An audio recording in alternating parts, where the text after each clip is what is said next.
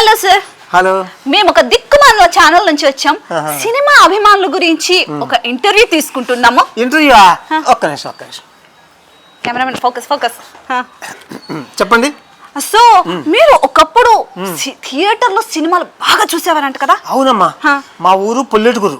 ఆ పుల్లెటూరులో ఒకే ఒక థియేటర్ ఉండేది. కానీ నేను అమలాపురం వెళ్ళి థియేటర్లో చాలా సినిమాలు చూసి వచ్చేవాడిని. ఎందుకంటే అప్పుడు టికెట్ నేల 60 పైసలు, బెంచి 2 రూపాయలు, జస్ట్ కుర్చీ 3.5 మాత్రమే. అందుకే చాలా సినిమాలు చూసేవాడిని.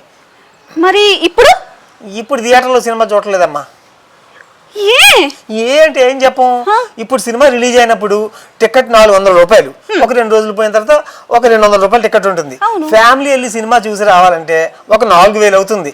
దీని అమ్మ బడవ, అదేదో బకెట్ పాప్కార్న్ అంట, దానికే 700 అవుతుంది. ఎలా చూస్తాం చెప్పు?